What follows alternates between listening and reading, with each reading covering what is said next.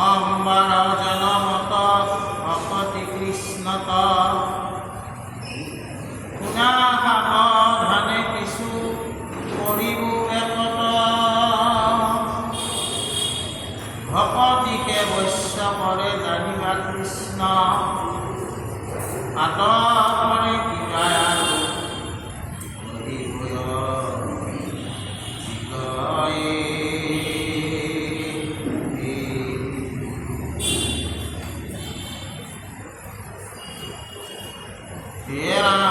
দিনা সভা মাজে ৰাজা যুধিষ্ঠিৰ সিংহাসনে বহি মহামন্ত মহাবীৰ হৃদয়ত সদায় জপন্ত কৃষ্ণ নাম আনন্দে প্ৰসন্ন মুখ দেখি অভি ৰাময়ে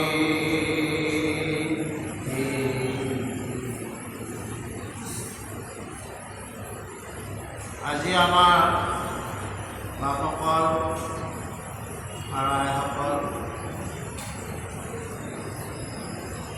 আমি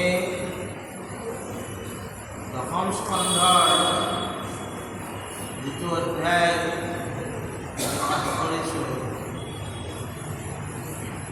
এই অধ্যায়টো আগৰ চোৱাত মানে কৃষ্ণ ভগৱন্ত পুৰুষে তেওঁৰ সৈন্য বাহিনী পত্নীসকল সকলোকে লৈ ইন্দ্ৰপ্ৰস্থলৈ আহিছে আৰু এই ঘটনাৰ আৰম্ভতে শুকে পৰীক্ষিতক কৈছে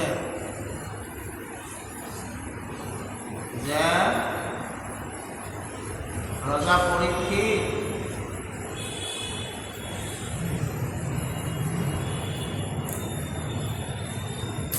কৃষ্ণ কথা শুনোতে আন কথাত চিত্ত দিব নালাগে।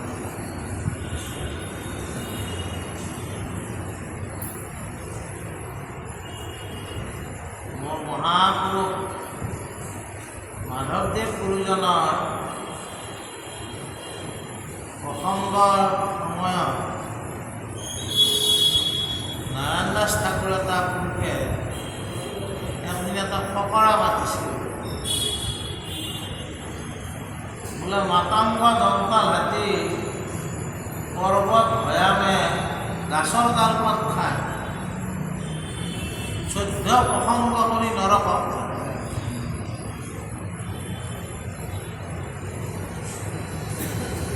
মাধৱদেৱ পুৰুষৰ সখী আছিল না ঠাকুৰ এটা পুৰুষ সখী এক কৃষ্ণ নাম ল'লে মানুহে নিস্তাৰ পায় তুমি 14 প্ৰসংগৰ লোককো নৰকহে খেদালা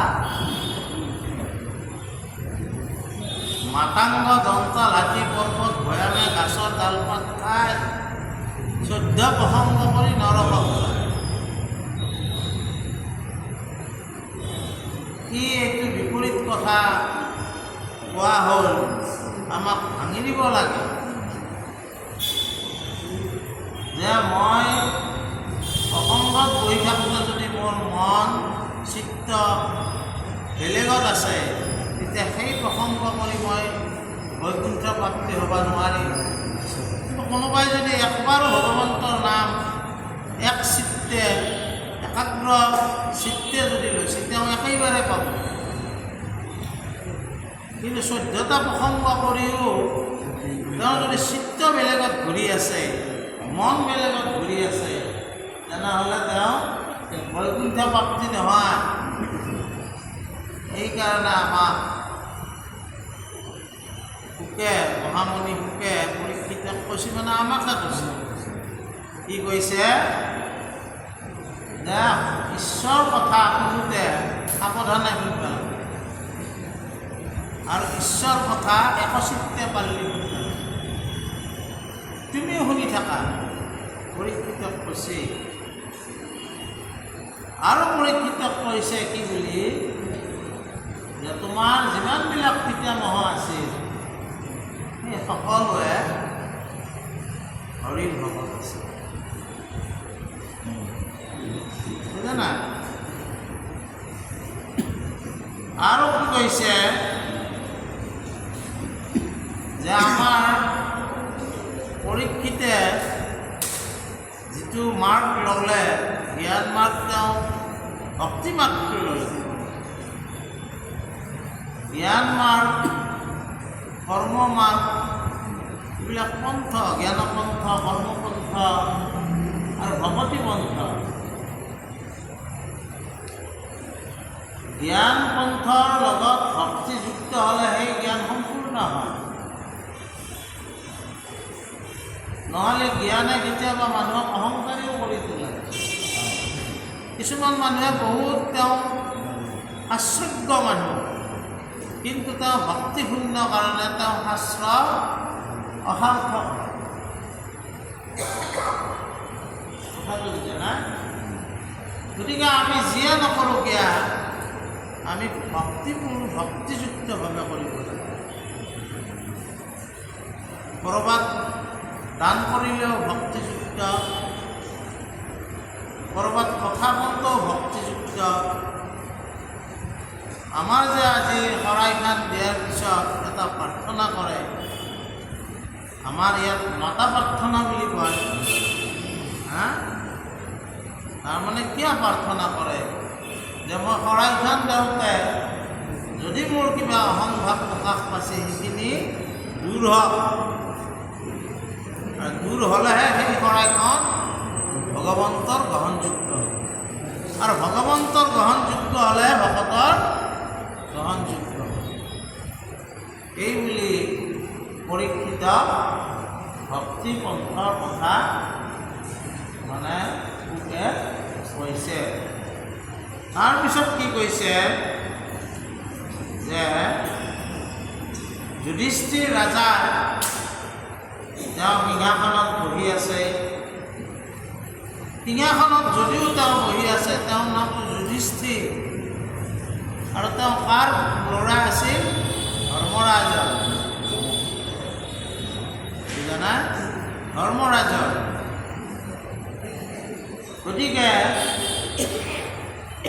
ধৰ্মৰাজৰ ল'ৰা হিচাপে তেওঁ সকলো কথা ধৰ্মৰ দৃষ্টিৰেহে চলে। আৰু সেইকাৰণে যদিও তেওঁ সিংহাসনত বহি আছে, আমি কিবা কাৰণত যদি এখন আসন পাওঁ, আমি মানে আসনখনৰ মোহতে অহংকাৰী হৈ যাওঁ। আফটাৰৰ শব্দ এটা আছে ইংৰাজী, মুঠতে আই এম সভাপতি। বুজা না? গতিকে তাৰমানে কথাটো হ'ল কি, কিন্তু আমাৰ যিমান গুৰুসকল আছে তেওঁলোকে কি কৈছে, ভক্তিপূৰ্ণভাৱে ইমান জানি শুনিও শংকৰদেৱ গুৰু, মাধৱদেৱ গুৰু তেওঁলোকে সদায় নাজানো বুলিহে কৈছে। বুজানা? কিন্তু তেওঁ যুধিষ্ঠিৰে ৰজাৰ আসনত বহিও তেওঁ কি কৰি আছে, মনেদি কিন্তু কৃষ্ণ নাম জপি আছে। কৃষ্ণ নাম জপি আছে। আৰু এই জপি থকা কাৰণে আপুনি যদি ভগৱন্ত পুৰুষক হৃদয়ত ধ্যান কৰি পেলাই কৰ্মত অগ্ৰসৰ হয়, সেই কৰ্ম সদায় সফল হয়। আৰু ঈশ্বৰক ধ্যান কৰি আমি যিয়ে কৰিব যাওঁ, তেতিয়া আমাৰ সেই ঈশ্বৰক যিটো আমি ভাৱনা কৰোঁ, সেই ভাৱনাটোৱে আমাৰ মুখত প্ৰকাশিত হয়। আপোনাৰ যিবিলাক ঈশ্বৰক যেতিয়া আপুনি ভাৱনাত ল'ব, তেতিয়া আপোনাৰ অহংকাৰ আপুনি এইবিলাক নোহোৱা হ'ব। আৰু সেইকাৰণে তেওঁলোকক আচলতে সিদ্ধ পুৰুষ বুলি কোৱা হয়। তেওঁলোকে এটা কথাতে গোটেই দেশে কাম কৰে। আজি মহাত্মা গান্ধী এখন ধুতি আঁচুক লেগি পিন্ধে নহয় কথাটো, আৰু গাত এখন চাদৰ আৰু হাতত একডাল লাঠি। তেওঁ ব্ৰিটিছ প্ৰধানমন্ত্ৰী তেতিয়া আছিল উইনষ্টন চাৰ্চিল। তেওঁ কি বুলি কৈছিল মহাত্মা গান্ধীক? নঙঠা ফকীৰ। যেতিয়া ব্ৰিটিছৰ ঘূৰণীয়া মেজমেল কৰবাক লাগি যায়, তেতিয়া মহাত্মা গান্ধীক দেখি গোটাই ব্ৰিটিছ সাংসদ থিয় দিছিল। তেওঁৰ মুখত এনেকুৱা এটা আভা আছিল, তেনেকুৱা এটা আভা আছিল। কিন্তু তেওঁতো আৰু ব্ৰিটিছৰ দৰে টাই মাৰি যোৱা নাছিল, আঁঠুক লাগি ধুতিখান পিন্ধি। কিন্তু তেওঁৰ মুখতে এটা কি আছিল? আভা আছিল, সিদ্ধ পুৰুষ আছিল। সেইকাৰণে তেওঁ কয় কি এইটো আন্দোলন কৰিব লাগে, গোটেই ভাৰতবৰ্ষত জাপেই পৰে। আজিকালি দৰেতো ছ'চিয়েল মিডিয়া নাছিল, বাতৰো যি দুই এখন ওলাই ব্ৰিটিছে বন্ধই কৰি দিয়ে। কিন্তু তথাপি গোটেই ভাৰতবৰ্ষত সেই আন্দোলনটো কি হৈছিল? জাগৃত হৈছিল। কাৰ কাৰণে? অৰ্থাৎ সেইসকল সিদ্ধ পুৰুষ, বুজা নাই? আৰু সেই সিদ্ধ পুৰুষৰ কি থাকে? ভক্তি থাকে। আৰু ভক্তি থাকে কাৰণে সেই সিদ্ধ পুৰুষসকলে সমাজত বিষমতা দেখা নাপায়, সকলোকে সমান কৰি চলিব চায়। আৰু এই আনন্দটো যুধিষ্ঠিৰৰ মুখতো প্ৰকাশ পাইছে। আৰু মানে কি হয়,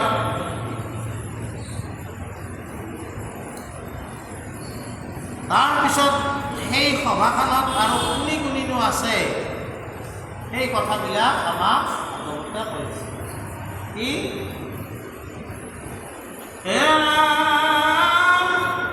ৰত্নময় আসনে বকিয়া ঋষিগণে কৃষ্ণৰ ৰহস্য কথা অন্তৰংগ বনে, অনেক ব্ৰাহ্মণ ক্ষেত্ৰী বৈশ্য জাতি ছয়, চৌপাশে বাকী হৰি চৰিত্ৰ নয়।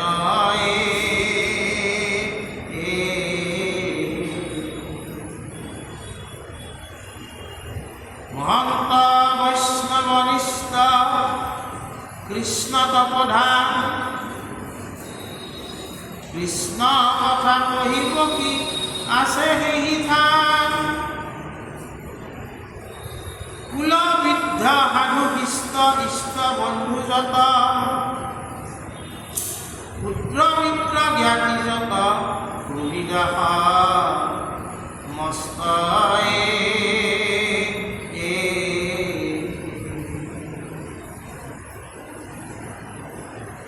ৰাজা কল্পাকিব কি আছে শাৰী শাৰী, সবাক প্ৰসাদ প্ৰকাশিব কি আচন্ত মুৰাৰী, বিকুদৰ ভাগ্যুনি নকুল সহদেৱ, চাৰিও পৰম বীৰ অমনাহী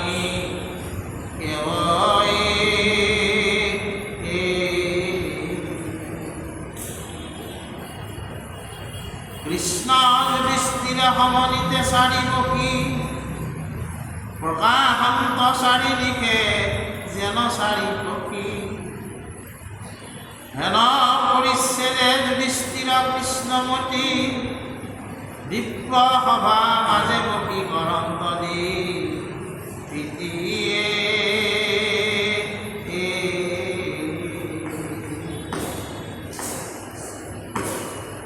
এই সভাখনৰ অলপমান কথা কৈছে।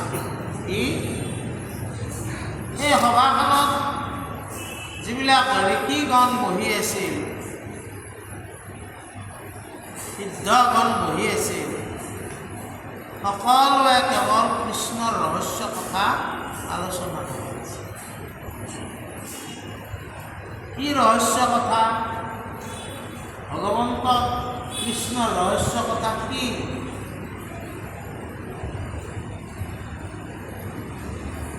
সদায় যুগলত গাই আছোঁ ৰহস্য কথা, মন কৰা নাই হয়তো আমি। যুগলত কিন্তু ৰহস্য কথা সদায় গাইছোঁ। ৰাম কৃষ্ণ বোল ভাই অকলনি গমে বিখাৰ কুমৰিতে হৰি বৈশ্য হুৱে ভাই সুখে পায় ভৱ নদী পাৰ। ঈশ্বৰৰ নামে হ'ল কি? সকলো নিগমৰ তত্ত্ব কথা। নামে হ'ল তত্ত্ব, বেলেগ তত্ত্ব একো নাই। বুজা নাই? ঈশ্বৰৰ নামে হ'ল মূল তত্ত্ব, তাতকৈ আৰু বেলেগ তত্ত্ব একো নাই। নমো হৰি নাৰায়ণ ৰাম ৰাম ৰাম সৰ্বধৰ্ম শিৰোমণি দুৱাগুণান নাম। সকলো ধৰ্মৰ শিৰোমণি, ৰাজা ধৰ্ম, নাম ধৰ্ম। তাৰপিছত কি ক'লে? ভালো পাই পাইলো ভাই ভাই ৰাম নাম নিগম ৰহস্য একচিত্ত মনে ভাব ভাই ভাই যাৰ নাম তাকে কৰা বিশ্ব। এইটোৱে হ'ল ৰহস্য। যিজনৰ নাম লৈ থাকি সেই নাম যদি একান্ত চিত্তে লয়, সেই ভকতৰ ভগৱন্তই নিজে ঘোষণা কৰিছে, সেই ভকতজনৰ মই বৈশ্য হৈ যাওঁ। ভাৱনা লাগিব তাৰ কাৰণে। এই ভকতজনৰ মই বৈশ্য হৈ যাওঁ। নামত কি ভাৱ আহিব লাগিব? মাধুৰ্য ভাৱ।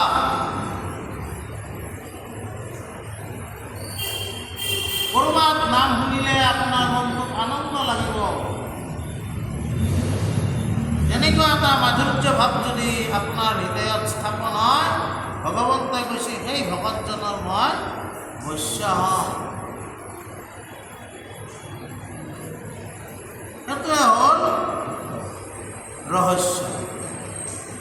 এই ৰহস্যৰ কথাহে ঋষিবিলাকে পাতি আছে। আৰু কি কৰিছে? যিবিলাক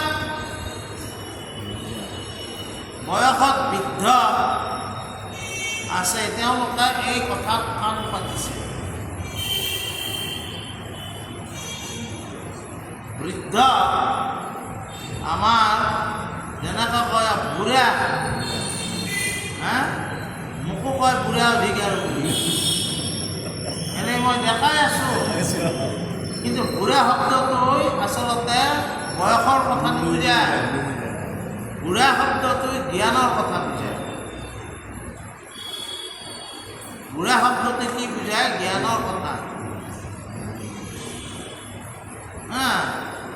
ঠিক তেনেকৈ আমাৰ ঘৰৰ যিবিলাক জ্যেষ্ঠ লোক আছে তেওঁলোকে সদায় আধ্যাত্মিক কথাত কাণ দিব লাগে। তেওঁলোকে যিমানে আধ্যাত্মিক কথাত গৃহস্থত এই মানে কাণ দিব বা ব্যস্ত হ'ব, ল'ৰা ছোৱালীয়ে তেওঁলোকক সিমানে সন্মান কৰিব। ল'ৰা ছোৱালীয়ে বাপেক মাকক সন্মান কেতিয়া কৰে? যেতিয়া তেওঁলোকে এটা নিৰ্দিষ্ট বয়সত আধ্যাত্মিক হ'বাক লাগি চেষ্টা কৰে। আৰু যদি এই বয়সত তেওঁৰ যদি আৰু চখৰ কাল্লা হৈ থাকিব খোজে, তেতিয়া ল'ৰা ছোৱালীৰো কিন্তু সন্মানটো নাপাব। ল'ৰা ছোৱালীয়ে তেওঁক সন্মান কৰে যেতিয়া তেওঁ আধ্যাত্মিক চিন্তাধাৰাৰ ফালে গুচি যায়। আৰু আধ্যাত্মিক চিন্তাধাৰাৰ ফালে যেতিয়া গুচি যাব, তেওঁ বোৱাৰীটো কেইটুকুৰ মাছ লৈছে তেওঁ সেইগিলা নাচায়। তেওঁ যি দিছে তাকে খাব, আৰু খালিও ক'ব কি ডেকা ছোৱালী খাপ নে। আধ্যাত্মিক চিন্তা যদি নাথাকে, সিহঁতে দুই পিচ খায়, মহলি এক পিচ দে, এইগিলা ভাব নাই। আৰু ঘৰত কি হ'ব, কলহ হ'ব। গতিকে এই আমাৰ সভাৰ যিবিলাক বৃদ্ধ জ্যেষ্ঠ আছে, তেওঁলোকে ঋষিবিলাকে যে কৃষ্ণ ৰহস্য কথা পাতি আছে, তাতে কামবিলাক দি আছে। মুঠৰ ওপৰত তাতে যিমানবিলাক লোক গোট খাইছে, সকলোৱে এটা কথাতে ব্যস্ত হৈছে, সেই হ'ল কৃষ্ণ কথা। কৃষ্ণ কথা। আৰু যুধিষ্ঠিৰৰ লগতে 4 ভাইক একেলগে বহিছিল। ভীম, অৰ্জুন, নকুল, সহদেৱ। এটা ফাগলুনি বুলি কৈছে। অৰ্জুনৰ এটা নাম ফাগলুনি, অৰ্জুনৰ এটা নাম ফাগলুনি, আৰু এটা নাম কি সব্যসাচী। দুখন হাতেদি হৰ মাৰিব পাৰে, সেইকাৰণে সব্যসাচী। আমি এখনেদিহে পাৰোঁ, কিন্তু অৰ্জুনে দুখন হাতেদিহে সমানে হৰ প্ৰহাৰ কৰিব পাৰে, সেইকাৰণে তেওঁৰ নামটো সব্যসাচী। আৰু গোটেইকেইজন বহুতে কেনেকুৱা হৈছে, মানে ভগৱন্ত কৃষ্ণ নক্ষত্ৰৰ লগত যেনেকৈ গ্ৰহৰ লগত উপগ্ৰহ থাকে, নক্ষত্ৰৰ লগত গ্ৰহ থাকে, আমাৰ সৌৰজগতখন কেনেকুৱা, সূৰ্যটোক লৈ 9টা গ্ৰহ, আৰু 9টা গ্ৰহৰ আৰু উপগ্ৰহ আছে, সেনেকৈ সজ্জিত হৈছে। ভগৱন্ত কৃষ্ণ নক্ষত্ৰ, যুধিষ্ঠিৰ গ্ৰহ, 4 ভাই হ'ল উপগ্ৰহ। চন্দ্ৰৰ দৰে চন্দ্ৰটো উপগ্ৰহ নহয়।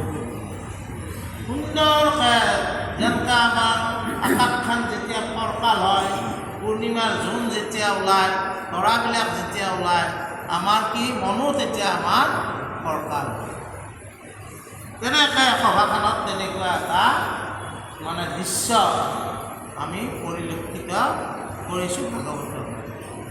তাৰপিছত কি হৈছে,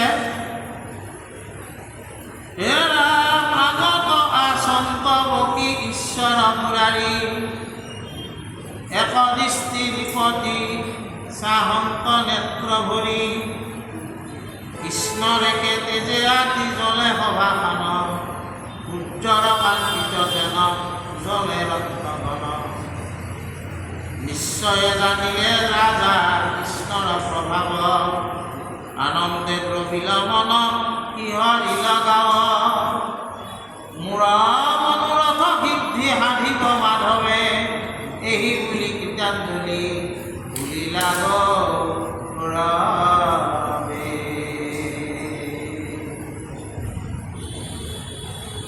এই সভাখনত ভগৱন্ত কৃষ্ণই নক্ষত্ৰ মানে কি, যাৰ পোহৰ আৰু তাপ নিজে কৈ আছে, আৰু সেই পোহৰ তাপতে কি হয়, গ্ৰহ উপগ্ৰহবিলাকো জ্বলি উঠে। আকাশত যিবিলাক আছে তৰা, সকলোকে একেলগে সমানভাৱে জ্যোতিষ্ক বুলি কয়। জ্যোতিষ্কক আকৌ ভাগ কৰে নক্ষত্ৰ, গ্ৰহ, উপগ্ৰহ। গ্ৰহ আৰু উপগ্ৰহৰ নিজে পোহৰ আৰু তাপ নাই, তেওঁলোকে নক্ষত্ৰৰ পোহৰেৰে, নক্ষত্ৰৰ তাপেৰে তেওঁলোক তাপিত হয় বা পোহৰ আলোকিত হয়। কৃষ্ণৰ নক্ষত্ৰ, কৃষ্ণ সূৰ্য ভৈলন্ত উদিত।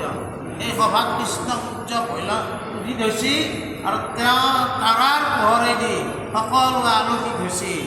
যুধিষ্ঠিৰৰ তেওঁৰ বুকু ধপ ধপ কৰিছে,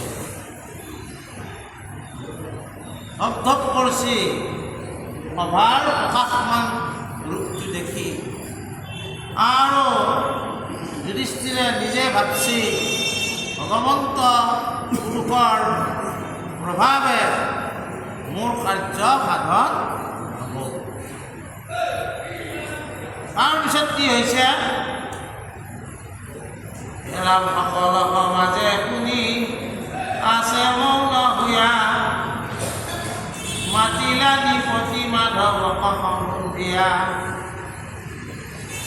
হে কৃষ্ণ কৃষ্ণ প্ৰভু ভকত বৎসল, সাধিও মাধৱ ভকতৰ মূৰ্তি হল। তোমাৰ একে অংশ ব্ৰহ্মা আদি দেৱগণ, জগত ৰক্ষণ হব জগত পালন। ৰাজহুৱা যজ্ঞে যজি বহুতা সম্ভাৱ, বিয়োগা সহায় প্ৰভু সাধিৰ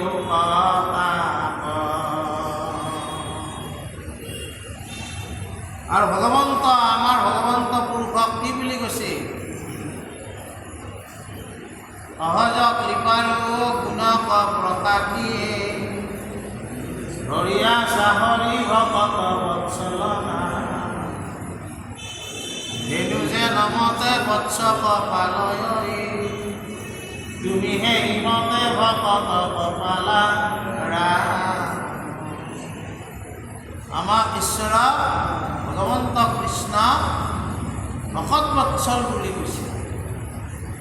ভকতে যি বিচাৰে ভগৱন্তৰ সেই মনোৰথ পূৰণ কৰে। কেতিয়াবা কেতিয়াবা ভকতৰ ইচ্ছাত তেওঁ নিজৰ প্ৰতিজ্ঞাও কৰে, ভীষ্মৰ ক্ষেত্ৰতে কৰিছে, বুজা নাই? অসম্ভৱকো সম্ভৱ কৰে। মহাভাৰতৰ সময়ত জয়দ্ৰথক মাৰিবাক লাগি দিনতে আন্ধাৰ কৰি নহয়, কথাটো আন্ধাৰ কৰি দে।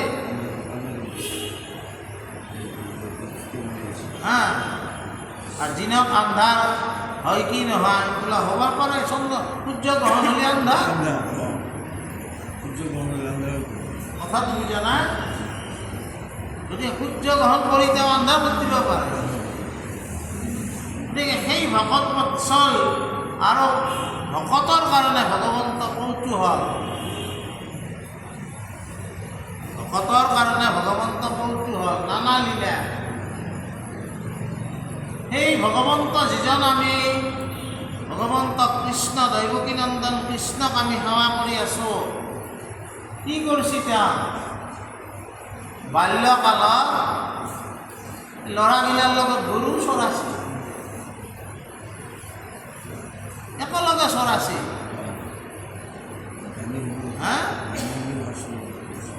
আৰু তেওঁলোকৰ লগত নাচিছে। ব্ৰজত তেওঁ বিভিন্ন লীলা কৰিছে, অভাসুৰ, পুতনাবধ, বকাসুৰবধ, কালীৰ ওপৰত নাচিছে। কালীৰ ওপৰত নাচা মানে কি? কালীৰ ওপৰত যে নাচিছে তাৰ মানে কি? সময়ৰ ওপৰত তেওঁ নাচিব পাৰে, বুজা নাই? আৰু এটা কথা, আজি আমি যদি চাওঁ, কালীয় দমন, যিটো কালীয় দমন বুলি মানে আমি কওঁ নহয়, গোপাল ৰাম কৃষ্ণ বনমালী, মাৰিলা অসুৰ দমিলা কালী। এইটো কালীয় দমনৰ মানে ঘোষা। তিনিটা ঘোষা আছে, তাতে আছে কথাবিলাক। এতিয়া কথাটো হ'ল কি, তাতে এটা মানে কি, যদি আমি চাওঁ যে তেওঁ বিষৰ দ্বাৰাই পানীটো নষ্ট কৰি পেলালা, গতিকে ভগৱন্ত কৃষ্ণ কি কৰিছিল? পানী সংস্কাৰ কৰি দিছিল, বুজা নাই?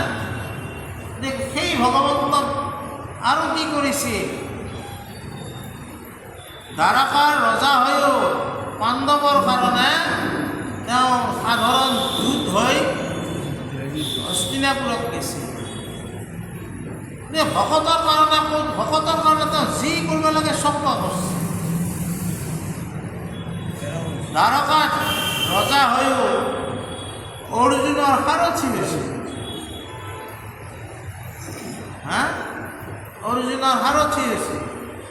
কিন্তু চাওক, ভগৱন্ত পুৰুষে অৰ্জুনৰ সাৰথিও হৈছে। গতিকে ভকতৰ কাৰণে ভগৱন্তৰ যদি আমি মানে কথা যদি গুণ কথা যশ কথা আমি গাওঁ, তেনেহ'লে আমি দেখোঁ যে ভকতৰ কাৰণে তেওঁ যি হ'ব লাগে তাকে হৈছে।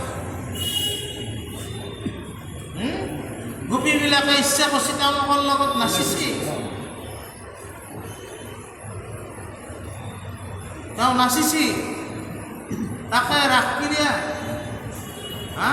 আমাৰ শুৱালকুছিৰ ৰাসক্ৰিয়া মানে বালাত হয় নহয়, মানে ক'ব গ'লে তাতে আমাৰ মানে এইবিলাক আধ্যাত্মিক কথা ইমান গুৰুত্ব দিয়া নহয়, কিন্তু আচলতে ৰাস বৰ সাংঘাতিক আধ্যাত্মিক কথা, বুজা নাই? তেনেকুৱা ভকতৰ কৌতূহল হৈ যায়। সেইকাৰণে মাধৱদেৱে এই ভগৱন্তৰ কথা এনেকৈও কৈছে, গোবিন্দ গোবিন্দ গোবিন্দ গোবিন্দ গোবিন্দ ৰাম মুৰাৰী অনন্ত কোটি ব্ৰহ্মাণ্ড হৰি অধিকাৰী। অনন্ত কোটি ব্ৰহ্মাণ্ডৰ তেওঁক অধিকাৰী বুলি কৈছে। আৰু আছে কি, অহয় মাধৱ মাই কিনো তপহাইলা ত্ৰিজগত প্ৰতি হৰি ৰাখোৱাল পাইলা। ওৰ অনন্ত কোটি ব্ৰহ্মাণ্ডৰ অধিকাৰী তেওঁ আৰ গৰখীয়া হয়, আৰ যশোদাৰ কুবুক আছে, যশোদাৰ কুব নাখাছে। গতিকে ভগৱান আমাৰ কাৰণে ভগৱন্ত যেতিয়া গুণ যশবিলাক আমি গাই যাম, আমাৰ মনতে কৌতূহল হ'ব যে ভগৱন্ত আচলতে কি হোৱা নাই তেওঁ। আৰু অৱতাৰবিলাক যদি আমি কৈ যাওঁ, মৎস্য কুৰ্ম নৰসিংহ বামন বৰা ৰূপুৰ হস্যি, কি হোৱা নাই তেওঁ। ভগৱান হ'ল ভকতৰ কাৰণে, তেওঁ ভকতে ভগৱানৰ কথা ভাবি যাব, যিমানে ভাবিব তেওঁ কৌতূহল সিমানে বাঢ়িব।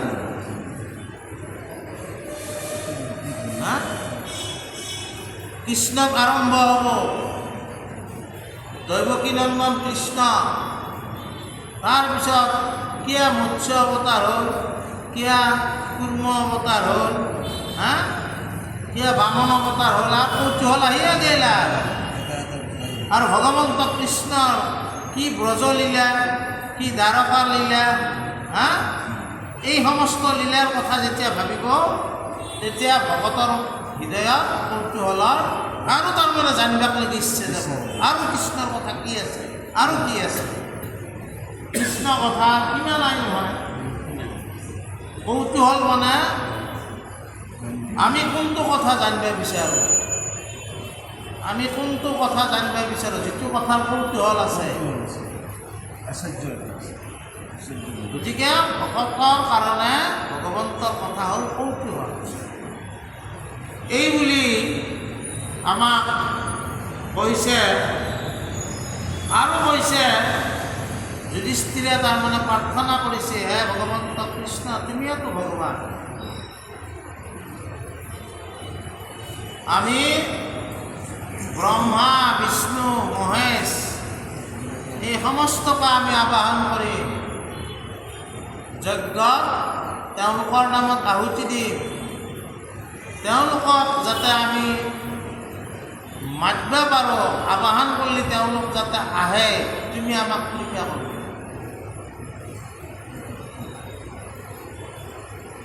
বুজা নাই? অৰ্থটো মানে কেনেকুৱা, কৃষ্ণক পুজিলে পূজা সমস্তৰে হয়, কৃষ্ণক পূজা কৰোঁতে সকলো আহিবই লাগে। এই ধৰণে আমাক ভাগৱতে কথাখিনি কৈ গৈছে। তাৰপিছত কৈছে কি, হে ৰাম চক্ৰৱৰ্তী ৰাজায়ে বাঞ্চে যাক মনে, হেন ৰাজকুল তুমি কৰিবাকে মনে, হেন কি বুলিবা প্ৰভু ভকতৰ নিধি, তোমাক ভজিলে কেনে কাৰ্য নহে সিদ্ধি, সমস্ত পাতক হৰে তব জুৰি পদে, দেহ পৰাক্ৰমে তাপ যিহবে আৰাধে, মনে ধ্যান কৰে জিলা বচনে বৰ্ণামে, ভয় প্ৰয়াসে দুৰ্লভ মুখ তেখে পাৱে,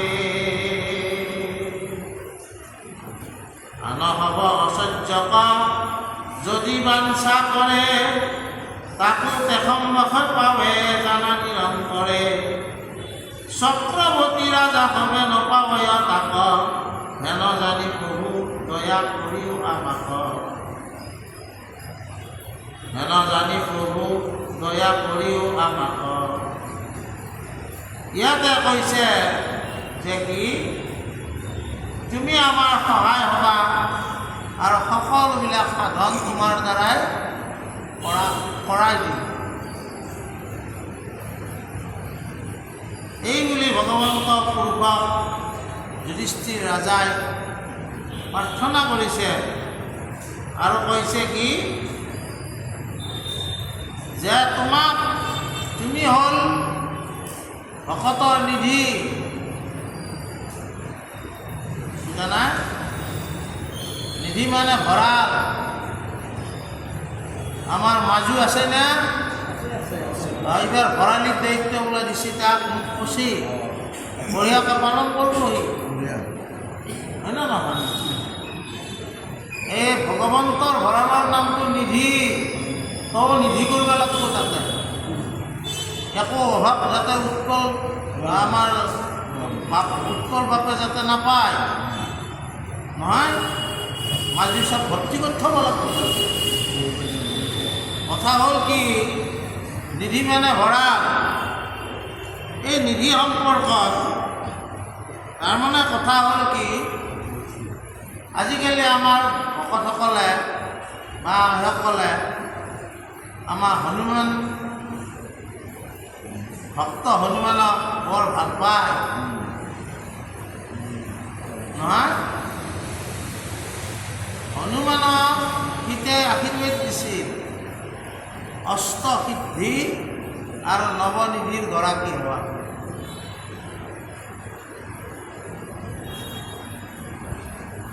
হনুমানৰ তাত কি আছিল? অষ্টসিদ্ধি আৰু নৱনিধিৰ গৰাকী আছিল।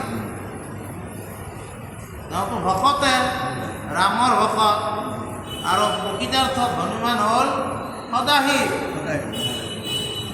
সদাশিৱ হ'ল ভগৱন্তৰ ভকত। কানেকশ্যনবিলাক চাওকচোন, ঈশ্বৰৰ ভকত হ'ল কি? সদাশিৱ।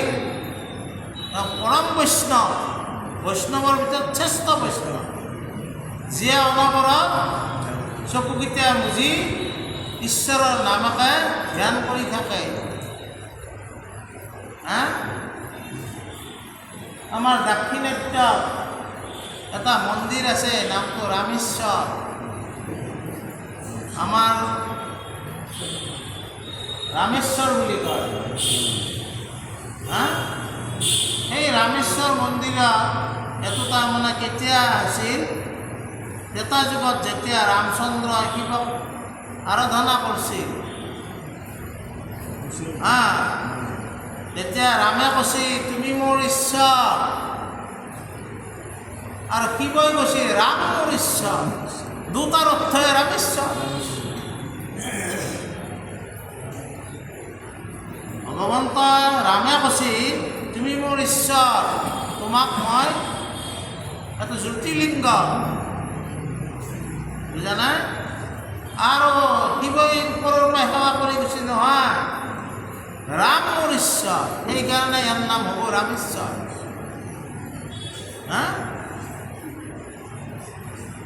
তাৰমানে কথাটো হ'ল কি, ৰামেও তেওঁক মৰ্যাদা দিছে আৰু শিৱয়ো ৰামক মৰ্যাদা দিছে। আপুনি কেতিয়া মৰ্যাদাযুক্ত হ'ব? যেতিয়া আপুনি সকলোকে মৰ্যাদা দিব। যদি আপুনি মৰ্যাদা বেলেগক নেদে আপুনিও কিন্তু মৰ্যাদাযুক্ত হ'ব নোৱাৰিব। গতিকে তাৰমানে আমাৰ কথাটো হৈছিলে আমি কৈ আছোঁ অষ্টসিদ্ধি, অষ্টসিদ্ধি আৰু নৱনিধি। অষ্টসিদ্ধি হ'ল অনিমা, মহিমা, গৰিমা, লঘিমা, প্ৰাপ্তি, পাকাম্য, বচিতম আৰু ইচিতম। এইগিলা হ'ল সিদ্ধি। এই সিদ্ধিগিলা লাভ কৰিছিল হনুমানে। অনিমা মানে কি? সৰু হৈ যাব পাৰে ইচ্ছা কৰি। তাৰপিছত আছে মহিমা, ডাঙৰ হৈ যাব পাৰে। গৰিমা বহুত ওজন হৈ যাব পাৰে, বৰ বেছি হৈ যাব পাৰে। আৰু লঘিমা একেবাৰে পাতল হ'ব পাৰে। বুজা না? কেতিয়াবা যে আমাক চিনেমাগিলাত একোটা ঋষিমুনি যে নদীটো পাৰ হৈ খোজকাঢ়ি, তাৰমানে কি সিদ্ধি আছে? লঘিমা সিদ্ধি, পাতল হৈ যায়। পানীতকেও পাতলটো ওপৰত ভাহি থাকে। পানীত কোনটো ভাবে? পানীৰ ঘনত্বতকৈ তাৰ ঘনত্বটো কম হ'ব লাগিব। কি ভাবে? বুজা নাই? সি খোজকাঢ়ি যাব। এইগিলা তাৰপিছত প্ৰাপ্তি যি বিচাৰে তাকে পায়। অকাম্য যেনেকৈ বিচাৰে তেনেকৈ পায়। বচিত তেওঁ বস কৰিব পাৰে। যেতিয়া সেই সিদ্ধি লাভ কৰিব তেওঁৰ আগত আপুনি কিছুমান মানুহ আগত একেবাৰে শান্ত হৈ যায়, ফেঁচাটো হৈ ঘূৰি আহে। আমাৰ কিন্তু মুখ্যমন্ত্ৰী অহা নাই। ফেন হৈ যাবি তেওঁৰ আগত পৰালৈ ফেঁচা হৈ আহিব লাগে। মিছা কৰিলে কি হ'ব? সেইটো গুণ কিন্তু তেওঁৰ আছে। বুজা নাই? সেনেও যায় আমাৰ মুখ্যমন্ত্ৰী মহোদয়ৰ আগত ফেঁচা হৈ আহিব লাগে। সেইটো গুণ আছে, যশস্বী গুণ এটা নাথা নহয়। তাৰপিছত মানে বস কৰিব পাৰে তাৰমানে। আমাৰ সোণেশ্বৰ হাতৰো সেইটো গুণ আছে। মিছা কৰিলে কি হ'ব? সোণেশ্বৰ হাতক আমি কেইটাহঁতে জানে, বুজা না? আমি কেতিয়াবা খং উঠে নাথা মিছা নকওঁ আৰু, কিন্তু আগত যেতিয়া তেওঁৰ আগত থিয় হয় একো ক'ব নোৱাৰে। তেওঁৰো কিন্তু সেইটো গুণ আছে। উৎপল দাহঁতেও তাৰে প্ৰমাণ পাইছি, নাপোৱা নহয়।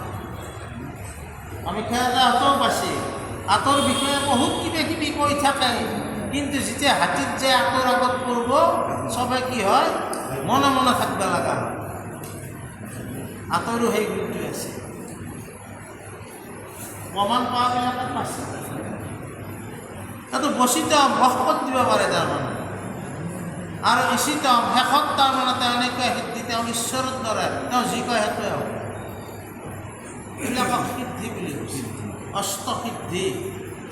এইটো হনুমানৰ ওচৰত আছে কাৰণে আমাৰ মানুহবিলাকে আজিকালি হনুমান ভক্ত হয়, সিদ্ধিগিলা লাগে। কিন্তু আমাক আকৌ ভকতক কৈছে দেই, ভকতে এই সিদ্ধিটো নিবিচাৰে, মুক্তি নিবিচাৰে। বুজি পাইছে জানো? তাৰপিছত আছে নৱনিধি। বুজা নাই? নৱনিধি হ'ল পদ্ম, মহাপদ্ম, শংখ, মকৰ, কশ্যপ, মুকুন্দ, নন্দ, নীল আৰু সৰ্বনিধি। এই হ'ল নৱনিধি।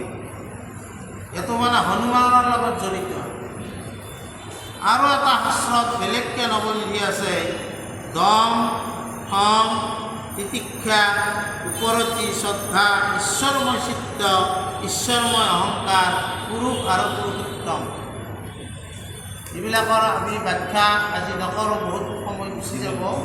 গতিকে মই জাষ্ট মানে নৱনিধি আৰু অষ্টসিদ্ধিৰ কথা এনেই আপোনালোকক মানে পৰিচয়টোহে তাক গাই দিলোঁ। এই সমস্ত ভঁৰাল ভগৱন্তৰ ওচৰত থাকে,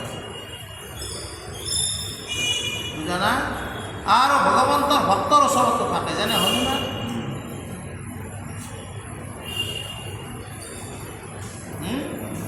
হনুমান সিদিনা মই পৰেশৰ দোকানত গ'লোঁ, জানা কিবা এখন কিতাপ লাগে, মই বোলো হনুমান চালিচাৰ ইমানমান জাপ আছে, মই বোলো সেইটো ইমান বিক্ৰী, বোলো আজিকালি সকলোৱে হনুমান চালিচা পঢ়ে। হা, এই অষ্টসিদ্ধি নৱনিধিৰ গৰাকী নহয়, হনুমান চালিচা পঢ়ে। হনুমান চালিচা তুলসীদাসে লিখছে, বিনয় পত্ৰিকা নামৰ পুথি পঢ়ক। কিন্তু মই এটা আপোনালোকক উদাহৰণ কৰোঁ, হনুমান চালিচাও পঢ়োঁ, আমাৰ গুণমেলাখনো পঢ়িব লাগে। পঢ়াৰ হয় আমি বেয়া নাপাওঁ। জয় গুৰু শংকৰ সৰ্বগুণা কৰক, গুৰু ভতিমাতো পঢ়িব লাগে, বুজা নাই? গতিকে আমাৰ শংকৰদেৱ গুৰু যিখিনি আমাক দি গৈছে সেইখিনিও আমি চৰ্চা কৰিব লাগে। কথাটো বুজা নাই? উত্তৰ ভাৰতৰ তুলসীদাসে লিখছি বিনয় পত্ৰিকাত, সেইটো যদি আহি অসম পাব পাৰে, শংকৰদেৱে অসমতে লেখাটো আমাৰ হৃদয়ত কি আহিব? সেইটো কিন্তু প্ৰশ্নবোধক কথা। সেই প্ৰশ্নটো নিজে নিজে কৰিব লাগে। হা, তাৰ পৰাই যদি তুলসীদাসৰ হনুমান চালিচা হৃদয়ক আহিব পাৰে, তেনে গুণমেলাখন হৃদয়ত কিয় নাহে? গুৰু ভতিমাটো কিয় নাহে? আপোনালোকক হাতযোৰ কৰি মই নিবেদন কৰিছোঁ, আপোনালোকে গুণমেলা আৰু গুৰু ভতিমা কণ্ঠস্থ কৰক। বিপদে আপদে এই গুৰু ভতিমা আৰু গুণমেলা আপোনালোকে উচ্চাৰণ কৰক, আপোনালোকৰ বিপদ মুক্ত হ'ব। বুজা নাই? গতিকে এই ধৰণৰ কথা, গতিকে এই নৱনিধি মানে কৈছে কি যে তুমি যিহেতু সকলো সিদ্ধিৰ গৰাকী, গতিকে আমি একো চিন্তা নাই। যুধিষ্ঠিৰে মানে চিন্তাটো বাদ দিছে আৰু, সকলো সিদ্ধিৰ গৰাকী, সকলো নিধিৰ গৰাকী আমাৰ মাজত আছে, আমাক আৰু কি কৰিব লাগে? এই বুলি মানে যুধিষ্ঠিৰে ভগৱন্তক মানে প্ৰাৰ্থনা কৰিছে। আৰু ভগৱন্তৰ এই নৱনিধি অষ্টসিদ্ধি ক'ত থাকে? তেওঁৰ চৰণ তলত থাকে, তেওঁৰ চৰণৰ তলতে থাকে। গতিকে ভজনা কৰক ভগৱন্তৰ চৰণ। 1 নম্বৰ শৰণ চন্দ্ৰটো শৰণৰ লগত জড়িত। যাদৱ যদুনন্দন মাধৱ মধুসূদন বিনিত্য নিৰঞ্জন নাৰায়ণ তোমাক লৈলো শৰণ। এইবাৰ শৰণ কয় 8 বাৰ বলি চাব।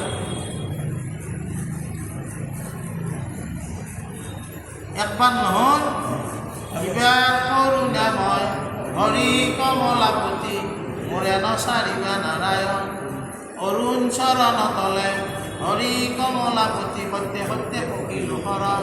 এইবাৰ দিবা হয় না? হৰি চৰণে শৰণ লৈলো মানৱী জনম সম্পদ কৰিলোঁ। 3 বাৰ। আৰু কি আছে?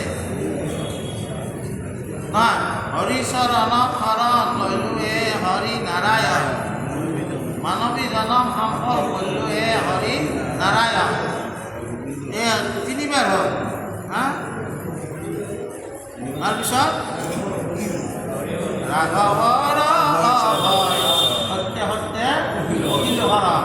এইবাৰ হ'ল ৰামৰ চৰণে শৰণ লৈলোঁ মানৱী জনম সম্পদ কৰিলোঁ। হৰিও হৰি চৰণে অভয় চৰণে শৰণ হয়। ৰাম ৰঘুপতি ৰঘুনন্দন বিষ্ণু তোমাৰ চৰণে লৈলোঁ। মাজত কিবা এটা এৰা গৈছে। 8 বাৰ।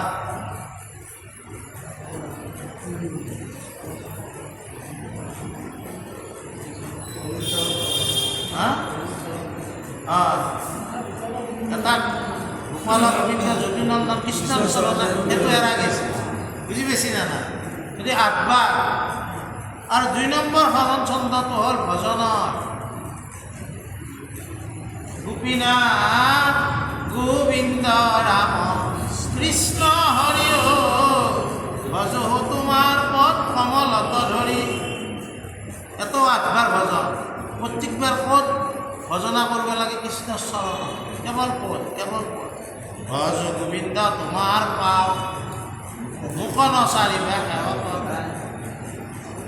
ৰামকৃষ্ণ গোপীনাথ গোবিন্দ সেৱ জয় ৰবীন্দ্ৰ। চব পদত তাৰ ভগৱন্তৰ পদৰ তলতে চব থাকে। অষ্টসিদ্ধি নৱনিধি। গতিকে ঈশ্বৰৰ চৰণ আমি চৰণাবিন্দ হয় আমি ভকতসকল থাকোঁ। গতিকে যুধিষ্ঠিৰে সেই অৱস্থাটো লৈছিল, ভগৱন্তৰ চৰণ তলত আশ্ৰয় লৈছিল আৰু চিন্তা নোহোৱা আছিল। আশ্ৰয় লৈছে চৰণ তলত। কাৰ চৰণ তলত? ইন্দ্ৰই 1000 বৰষুণ দিওঁতেও একো কৰিব নোৱাৰা গোবৰ্ধনধাৰী চৰণৰ তলত লৈছে। গোটাই তাতে বকুলবাসী সোমাই লৈছে, গৰু ছাগল যত যি আছে, হয়নে? তেওঁ আকৌ ইন্দ্ৰই ইমান 7 দিনে সেতি বৰষুণ দিও একো কৰিব নোৱাৰিলে। সেইজনৰ চৰণৰ তলত আমি আশ্ৰয় ল'ব লাগে। আশ্ৰয় মানে কি? গতিকে তাকে কৈছি যে এই ভগৱন্তক সদায় আমাৰ মন কায় বাক্য মনে আমি চিন্তা কৰোঁ। হৰণ হওঁতে আমাক কৈছি না নাই? কায় বাক্য মনে, দেহাই দি মনেই দি বাক্যেই দি ঈশ্বৰক আমি চিন্তা কৰিব লাগে। আৰু তেওঁ সকলো সাধন পায় দুৰ্লভ মুখ্যতা লাভ কৰে বুলি আমাক ভাগৱতে সিদ্ধান্ত দিছে। আৰু কি কৈছে যে বিভিন্ন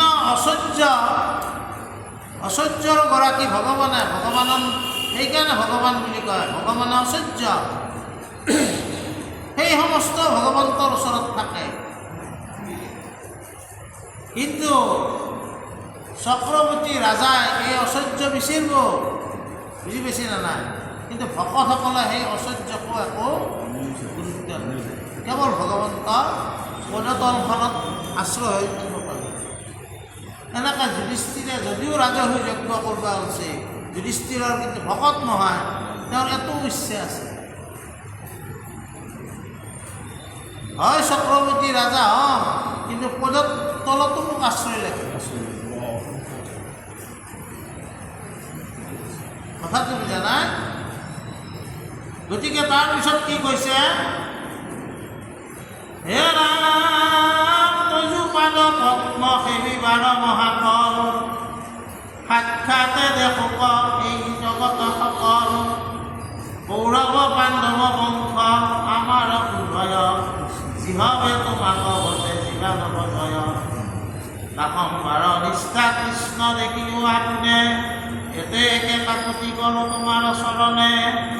আমাৰ তোমালোক পৰে গতি নাই, আন দাস বুলি কৰা কিবা প্ৰভু নাৰায়ণ।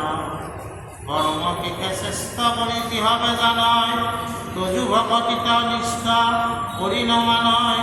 বাসম্বাৰ মোহ নিৱৰ্তিও কৃপাময়, দেখিও আপোনাৰ ভকতৰ মহোদয়।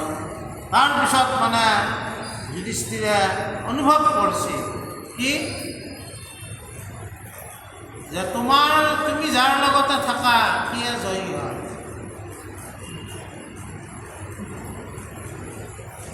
মহাভাৰতৰ যুদ্ধত 18 অক্ষৌহিণী সেনা আছে, বুজা না? এওঁলোকৰ বেছি নাই, 7 আছে, এওঁলোকৰ 11 আছে। কিন্তু পাণ্ডৱৰ ফালে ভগৱন্ত আছে কাৰণে কৌৰৱৰ 100টা ভাই হ'লেও তেওঁলোকে জিকিবা নোৱাৰিলে। তাকে সোমৰছি সুমৰণ কৰিছে। আমাক উপকাৰ কৰা কথাটো আমি পত্তা পাহৰি যাম। যুধিষ্ঠিৰে কিন্তু ভগৱন্তৰ উপকাৰ মনত কৰি আছে। এতিয়া তোমাৰ কাৰণেহে আমি জিকিব পাৰিছোঁ, বুজা না? তোমাৰ কাৰণে আমি জিকিব পাৰিছোঁ। তুমি নহ'লেতো আমি জিকিব নোৱাৰিলোঁ হয়। আৰু আজি যে ইন্দ্ৰপ্ৰস্থৰ মই ৰজা আছোঁ একমাত্ৰ তোমাৰ কাৰণে। গতিকে হে প্ৰভু, তোমাক কাকুতি কৰিছোঁ, তোমাৰ চৰণত আমাক ঠাই দিয়া আৰু তুমি আমাক দাস বুলি গ্ৰহণ কৰা। সেইকাৰণে মাধৱদেৱে আমাৰ আটাইতকৈ ভাল উপৰিটো দাস বুলি কৈছে। আমি আচলতে চবে ঈশ্বৰৰ দাস বুলি ভাবিব লাগে। আমাৰ মানুহগিলাই অলপ দাস বুলি লিখিলি উজনিৰ ফালে কৈৱৰ্ত বুলি ভাবে, সেইকাৰণে লিখিব টান পায়। কিন্তু বৰপেটা গুৰুজন আছিল নহয়, তাৰে বেছিভাগ মানুহ কলিতে আকৌ চবে দাস লেখে। বৰপেটাৰ মানুহ দাস লিখিলে আপুনি কলিতেও দাস লেখে, কোচেও দাস লেখে, চবে দাস লেখে। তাৰমানে গুৰুজনৰ আৰ্হিটো লৈছিল। মাধৱদেৱ পুৰুষে কি কৰিছিল, তেওঁ সদায় দাস বুলি নিজকে চিনি কৰিছিল। গতিকে যুধিষ্ঠিৰে কৈছে, কিন্তু এটা কথা যে আমাক তুমি তোমাৰ দাস কৰি লোৱা। আৰু কি কৈছে যে আমি কিছুমানে ভাবোঁ যে কৰ্মৰ জৰিয়তে কৰ্ম কাণ্ডৰ জৰিয়তে এই জাগতিক জগতক ভোগ কৰাৰ নিমিত্তে আমি কৰ্মকে চেষ্টা কৰি ভাবোঁ। কিন্তু এই যোনে কৰ্মকে চেষ্টা ভগতিক যোনে সাঙুৰি নলয়, তেওঁৰ ক্ষেত্ৰত কি কৈছে, তেওঁলোকৰ দিন মোহতে আবৃত হৈ থাকে, তেওঁলোকে মুক্ত হ'ব নোৱাৰে মোহত। আজি যদি এইটো পূৰণ হ'ল, কালি আৰু এটা লাগে, বুজা নাই? আৰু এটা লাগে। হা, বোলে ল'ৰাটোৰ চাকৰিটো হ'ল, এইবাৰ নাতিটোক লাগি লাগে। হা, গতিকে আমাক কৈছে যে ভক্তিৰ লগত যুক্ত আমি হ'ব লাগে। ভক্তিৰ লগত যুক্ত হোৱাৰ কাৰণে আজি যুধিষ্ঠিৰে যদিও তেওঁ ৰাজহু যজ্ঞ কৰি চক্ৰৱৰ্তী ৰজা হ'ব গৈছে, কিন্তু তেওঁ ভগৱন্তৰ কি হৈ থাকিব খুজিছিল, ঈশ্বৰৰ দাস হৈ থাকিব খুজিছিল। আমাৰো ক্ষেত্ৰত আইসকল বাপুসকল এইখিনিকে আমি আজি অপৰাধ